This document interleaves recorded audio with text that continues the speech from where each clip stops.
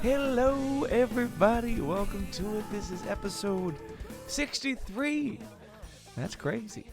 We're getting up there slowly but surely, y'all. Well, thanks for tuning in. I hope you're having a wonderful Wednesday. I'm shooting this on Tuesday. I just got back from a beautiful trip to Asheville, North Carolina. Me and Emily took some time to get out of town and go hang out for a little bit. I'm actually going to show you a little bit of... She got me an awesome Valentine's Day gift. She took us hiking on a beautiful mountain in North Carolina with a yoga class on top of the mountain. So this is a little time lapse of the trail we went on. I mean, just the hills and the views of Asheville was incredible. Turns out this is, it might be the second highest peak in the eastern part of the country. But just gorgeous hills. Yeah, this is a great view of it. Shout out to our practice leader, Jerry. She was wonderful, super kind, made some great tea.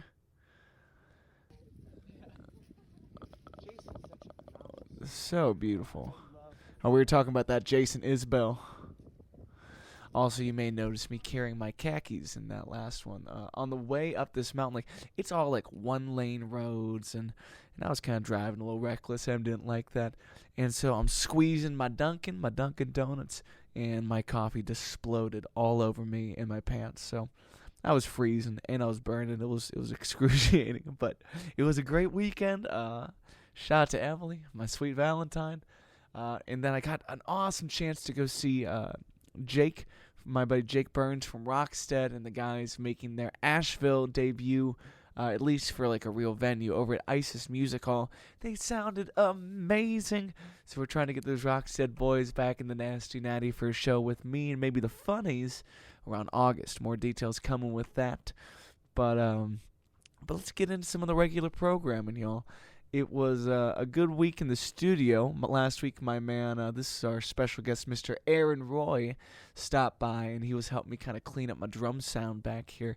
We retuned everything. We worked on some mic placement, just talked about some overall, health and wellness stuff behind the drum kit, because I don't have none of the lessons. I have none of the technical ability, but slowly learning what you should and should not do to sound good on that kit, and it's been a good-ass time. Here is me deep in thought about why my stick method is shitty. He also reminded me just how to hold that thing, so it works out pretty good. Shout out to Aaron. And with that in mind, he is going to be our guest on this week's episode. So let's jump into an interview with my man, Aaron Roy of Billy Brown's country band, Noah Smith's band. He's got a couple church gigs. He played with a group called Bottom Line. He played in, was it Unbound Glory? I'm sorry, guys. I'm spacing the name of the other pop punk group. But phenomenal drummer, great dude, amazing technician. So let's hop into it. Bang, baby. Yeah, I've watched some things like the master classes. Mm-hmm. I've watched like Christina Aguilera's master class. No way. Yeah, just little things like that. But is there anything that you really absorbed from that particular master class? I would say just really more health, being strategic with their health, and like not drinking booze before the gig. A lot of the singer episodes that I've watched, they're really conscious on like what they eat before the show and after the show. Honey, tea, staying hydrated, not eating like a big fat burger beforehand. What amazes me, like I haven't taken a lot of vocal lessons in my life, but I recently took one with my bass player Kevin's dad, who is operatically trained, like a great, powerful vocalist. He's like, yeah, any like tomato-based foods, like pizza or anything with like that tomato acidity, is going to take some of the protective coating off your voice before you start singing. Yeah, and like, honestly, I haven't implemented that advice at all. But neither have I. But it's crazy how much shit, I mean, on a regular basis does have that. So realizing like to avoid this not only needs to be a conscious effort, but needs planning going into it. Mm-hmm. And that makes me realize for like some of like the great 80s hair bands of the 80s, like you watch these guys now and they're doing like veggie juices before they go on stage. Yeah. And you're like, have these guys sold out, or do they just go into like a holistic practice and they're like, please fix me. Yeah. I did a lot of heroin in the day. I think it's the latter. Yeah. What are they doing to keep Nikki Sixx alive, man? Like he's not writing those books without amphetamines. I'm telling you that much. Yeah. I mean, you could only imagine the stuff that they put their body through back in the day. And now I can understand now why these guys have to be like completely sober. Yeah. It's just, I'm sure I could only imagine the type of parties they had. Jesus Christ. Especially, well, actually, before we do that, let me intro the interview really quick. Yeah. Ladies and gentlemen, welcome back. This is Aaron Roy. Aaron is a wonderful friend, an incredible drummer from the Cincinnati area. You're born and raised Cincy, right? I sure am. Cool. So with that, I don't want to botch this. So tell me at least like the 5 bands you play with most often, and then if you want to run that list down entirely, please do. Wow. Sometimes it goes in waves and seasons, but Billy Brown is the country singer that I probably gig the most with. Yeah. Noah Smith, I played a lot with him last year. I've got a church gig every Sunday that I'm in town. I'm assuming with Damon's project, you're probably his primary right now, correct? Yep. Cool. Yep. Damon Mitchell, Lexi Dunn. Dude, I actually didn't even think about that. So, you know Lance Carpenter through Lexi, or did you know Lance before that? Through Lexi. Okay. I've never met that guy in person. I just follow him on the gram, but damn, can he play pedal steel, man? Yeah. He is so talented, and he's a chill dude. He really has a level head. Yeah. And I always like to bounce ideas and just like where I'm at in life, in my career with him. He just always seems to have like good advice, and it's nice to have friends like that. Yeah. He's in Nashville. I'm trying to eventually get there, and he's been really helpful with my journey and figuring that out. Yeah.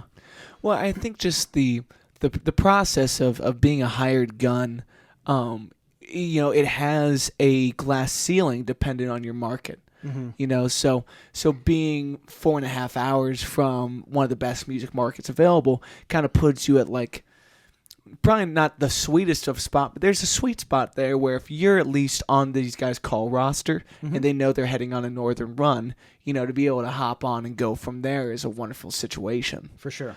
I mean, so when it comes down to when you were a kid, you were in bands versus now you do the hired gun thing. What's your favorite amount of time to be on the road with the group before you change things up again? That's a good question. Because it takes like a week and a half, 2 weeks to kind of learn a show and to be loving the small nuances that you drive the bus for as a drummer. But yeah, I think it depends on the band, on the people. I've certainly found that having great relationships is what it's all about. You could be in the most talented band, but if you don't get along and if you don't vibe well, you're just never going to get on the same page. And maybe on stage musically things will be great, but you don't want to be on the road for an extended period of time if you're not really truly friends. Yeah. With the people that you're playing music with. So having the hang is the most important. And I would say the longest I've really been on the road, probably 14, 15 days. Yeah. Nothing too crazy. But you're making one drive to Kearney, Nebraska, and then from there going to Denver and playing 6 nights in a row. That's we do that a couple times a year with Billy. Yeah. And Jesus. yeah. Dude, we were talking about this a little bit earlier, and I think it's different with every band, I think when it comes to like car etiquette, if you're sitting in a van together, like whoever's sitting in the passenger seat, your responsibilities are to that of the driver. Like some guys like to be chatty. Some guys like to go back and forth on songs. Some people like to share a podcast. But then if you're backseat living, like, it's kind of like it's like being in a relationship. You need to have your side hobbies that not only keep you entertained, but they fill up your tank again. So if you're someone that can read in the car, like I know a lot of people that say like, if I read in the car, I'm gonna vomit out this window. I'm like, okay, well take a Dramamine. You're napping like that. Exactly. You don't have many options at that point. But do you really find that? How long will a book last you if you're sitting in the back seat of a car? I'm one of those guys where I don't like to read when I'm in the car because I get motion sickness. Okay, so you're one of the yeah, and so for me, I also like to read when there's no sound. I'm on the couch. I'm winding down, and so being on the road is not really conducive for my best reading time. So I find that I'm either listening to music or have like an audiobook of some sort when I'm on the road. Just having the quiet time just isn't there a lot of the times. Plus, when I'm reading, that's like me time. And once again, you're in tight quarters. I don't want to hear anyone talking when I'm trying to read a book. For sure. Especially, I find that I internalize the medium very slowly. It's like, we're all used to reading plenty of garbage and shit on Facebook and Twitter. It's like, if you put together the amount of lines of text that you've read on Twitter, like it's the equivalent of 5 books that could have changed your life really, really quickly. Exactly. But instead, it's just like oddly unrelatable content that you're wondering why you follow these people. Yeah. But, I think the idea of winding down a day with a book, like what a different stimuli and like what better sleep you get from doing that at the end of the night for an hour. Like I was reading that Dave Grohl book and I couldn't put it down. Like that being said, I put it down indefinitely on like page 40, so I feel ashamed of that. But no. I just finished it. Really? Okay. That's the kick in the ass I need. I'm going to get back into this so we can really bookworm it. But I had the audiobook. Okay. So because I wanted to hear his soothing voice. Did he read it? Yeah. Oh shit. Okay. Yeah, I'm going to read this once by myself, then hear Dave do it. Cause, that's the way to do it. in terms of like rock royalty, I think he's the most accessible to all of us. Of just like, he saw it get rugged. He was there for a lot of the weird hours. I love hearing about him underage joining. Is the band Scream? Yeah. Yeah. Hearing about that, hearing about him playing with Iggy Pop and things like that. It's just that was an awesome story. Yeah, it's mind melting, and the fact that he has the wherewithal at this point in his career where he's still on the upward trajectory, which is hard to believe that he's been in 2 of the top charting rock bands of all time for going on 3 decades. But to take the time to not only inform us with the book, but to come at it like a fan still. The way that he talks and reference about McCartney, even though they still hang out, is one of those things that, we're all in constant competition with ourselves and each other, and the numbers game of social media does not help that. You're but right. At the end of the day, like, musicians are a weird breed, and sometimes we are the only ones that understand each other. So being able to approach that and be a normal person will allow you to be friends with those folks in time. Man, I mean, that's why we all love Dave, because he is the rock star that's also in the mosh pit. Yes. Singing along to Metallica. For sure. Is that a picture you've seen, or is that... either a picture or a video. And he's totally that guy, because he's a music fan and lover, and seems like he's super down to earth. Yeah. I've never met him, but for how talented he is and all the... he's really good friends with Paul McCartney. Yeah. He's on a different level, but he could run into any of us on the street and probably strike up a conversation and would be just as cool as the next person. Yeah, and I think like you have to do a lot of soul searching to be able to be comfortable enough to step into conversations with new people on a regular basis.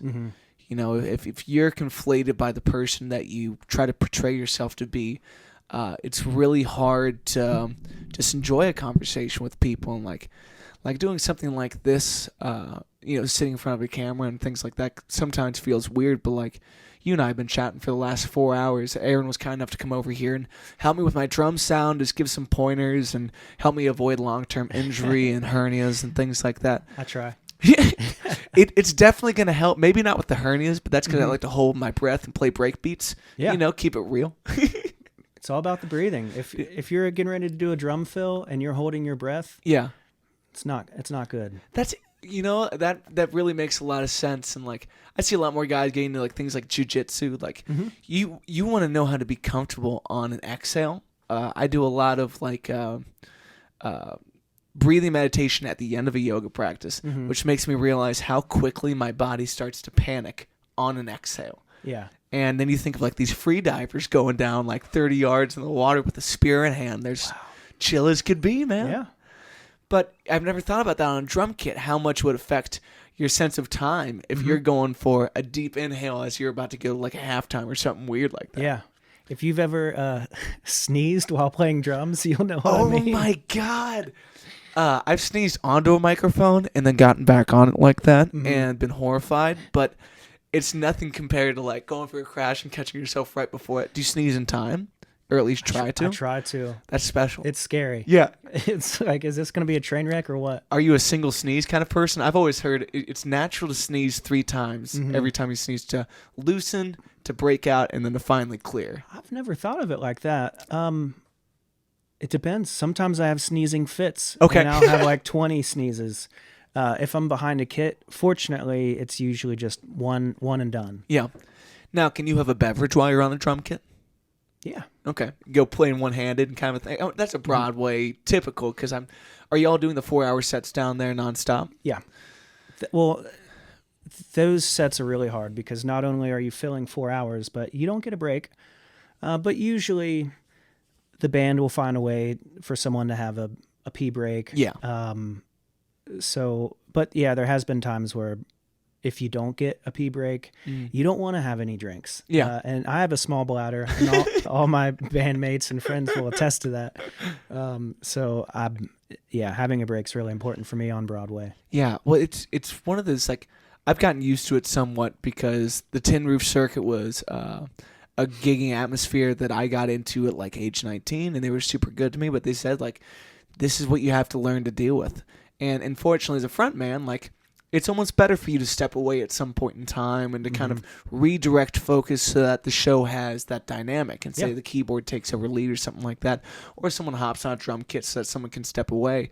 But to look at 4 hours as like a definite time constraint, and realizing that to paint dynamics, to get down to some of the slow songs, you have to pick the perfect point in that set.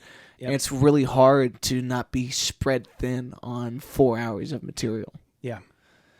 Now, what's like an ideal set length for you? If we're playing, well, I would say 90 minutes. Yeah. Nonstop is great because that gives you enough time to have a lot of dynamics in the set, to keep the audience engaged, to keep yourself engaged, while also feeling like you're playing a show. Like when you see the Foo Fighters, they're playing 90 minutes, 2 hours. Huge headlining sets. That's what I want to play.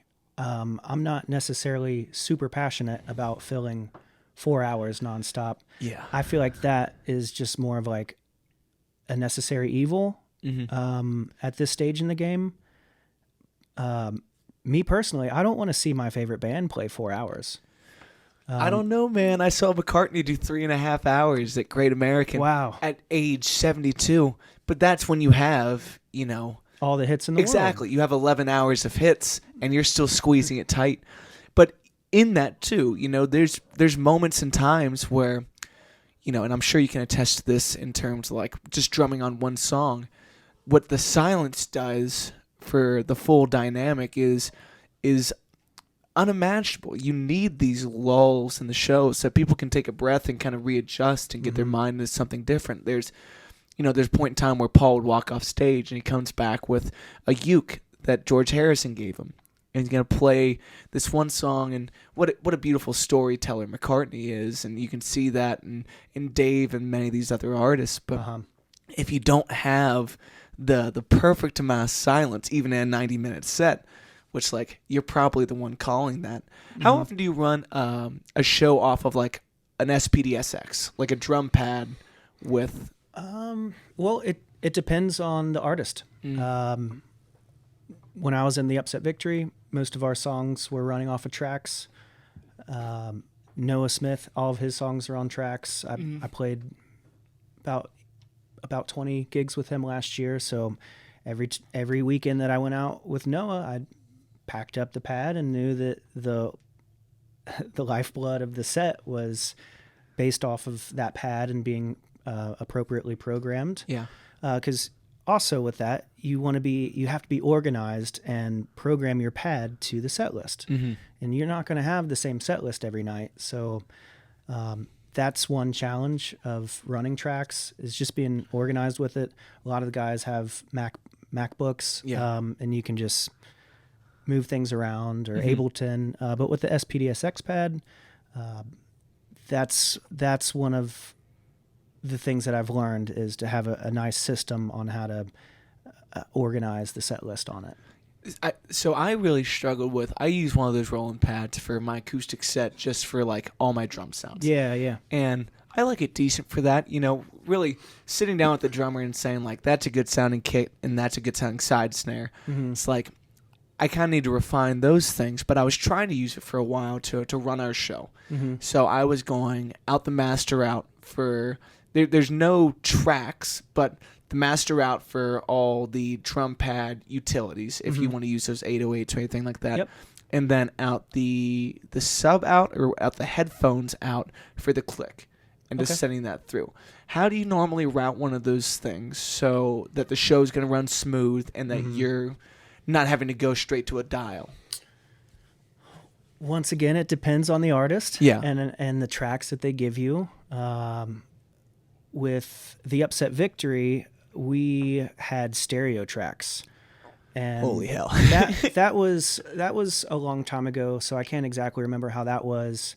With Trademark Aaron, which is a hip hop, one of my good buddies, we actually didn't even have a click on our backing tracks. And Jesus. Yeah. And so I've gotten really good at just playing along to backing tracks without a click.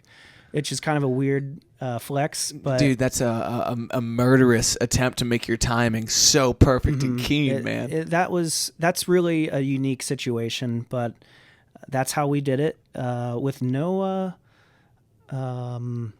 we would have the click and the tracks, I believe, go out the master, and we would use the sub outs for the samples.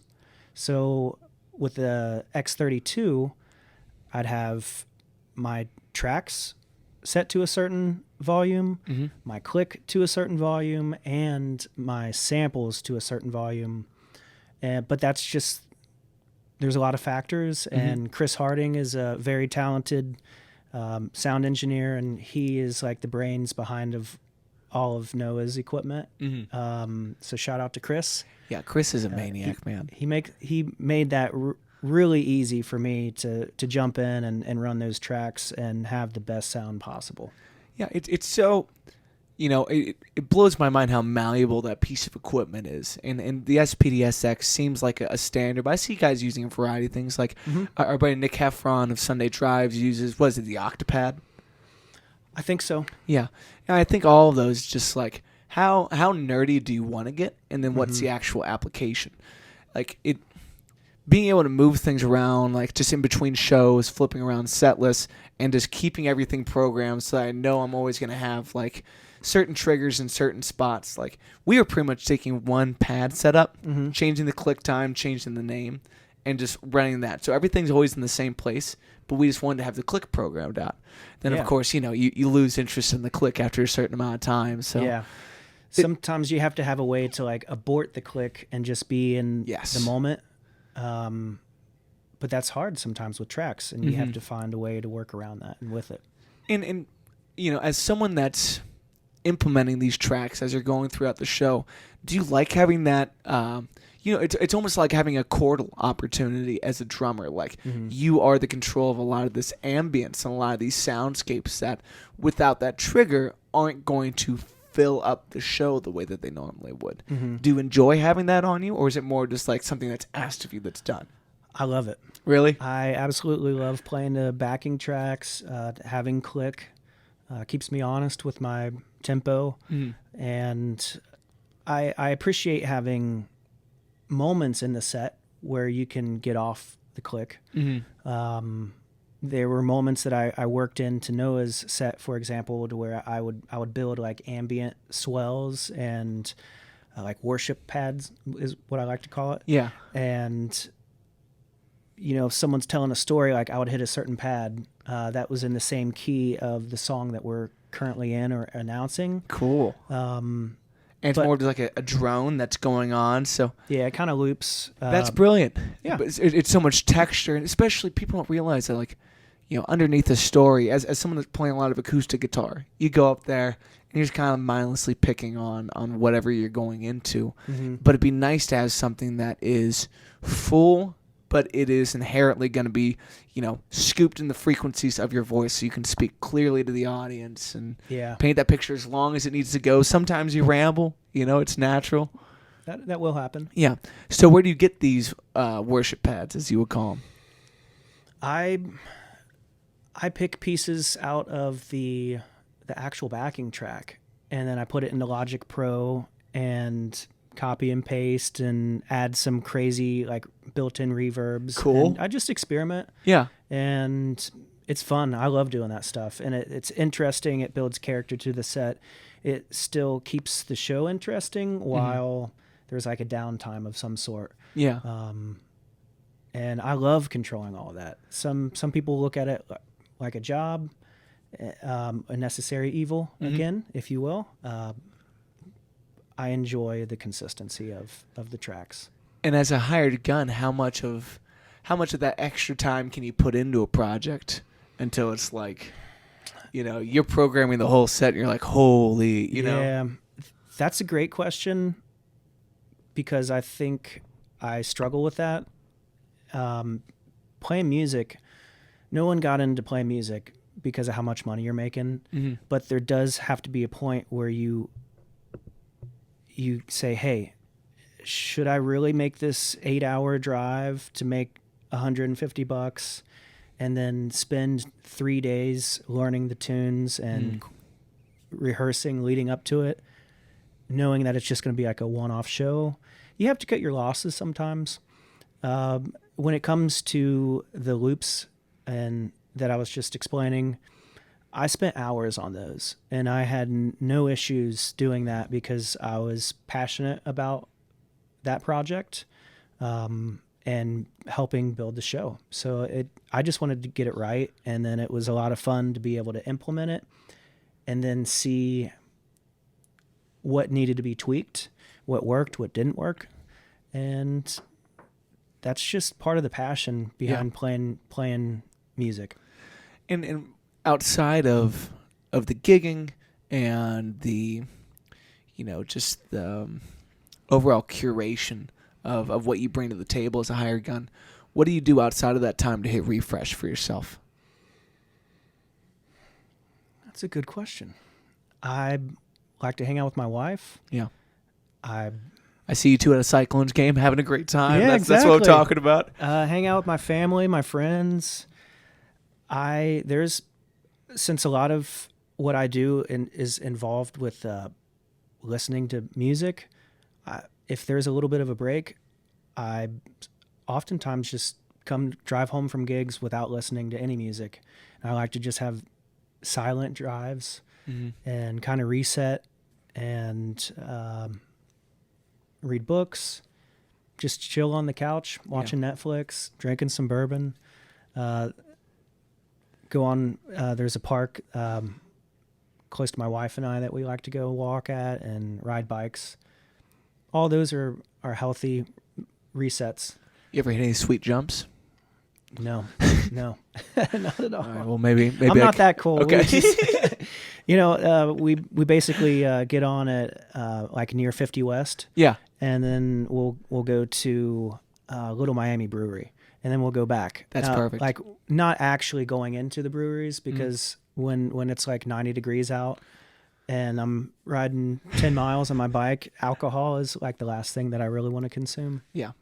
Unless you're trying to get down and dirty. Hit some sweet jumps, then you need some booze. Exactly. I mean, you can't be on Jackass unless you're doing that kind of thing. Yeah. Have you seen the new one yet? No, dude, I have not. I'm not ready for all that right now. Yeah. It's like it feels almost too nostalgic, and also knowing the age of these gentlemen makes me concerned about enjoying watching them get hurt. Yeah. You know, they're not doing whippets anymore. It's like, how is Steve-O gonna make this? Man? I just watched his documentary. It's on YouTube. It's free. Check it out. It's really just on entertaining. Steve-O. Yeah.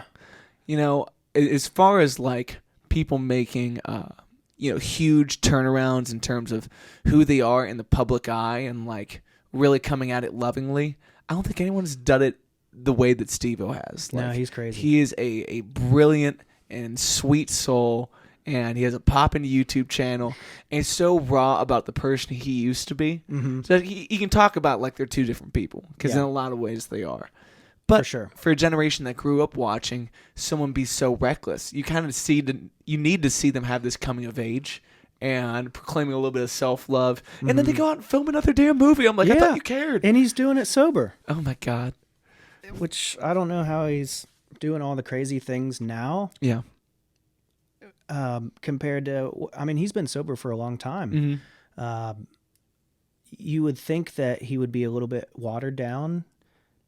It doesn't seem like he is. Okay. He's just the same crazy dude, but healthier. That's the ultimate compliment. That can still be gnarly and totally coherent. Yeah, that's good on him. Yeah. I can't imagine what it's like to drive yourself home for the first time from one of those events, though. Yeah. Well, brother, let's leave it at that. I love you dearly, man. I can't appreciate you enough for taking the time to hang out today. Thank you for having me. But keep grinding. It's always good to see all the folks you're playing with and making our scene a better place, man. Well, thank you so much. I really enjoyed coming over today and getting nerdy with the drums. Yeah, it's a pleasure. Just being friends, hanging out, making some music. That's what it's about. It shouldn't be about anything else than that. So, well, you're a great dude. Appreciate you, brother. Thank you. Take care, everybody. Aaron, you fucking rock, man. Thank you so much for having me. I wasn't expecting to do this today, and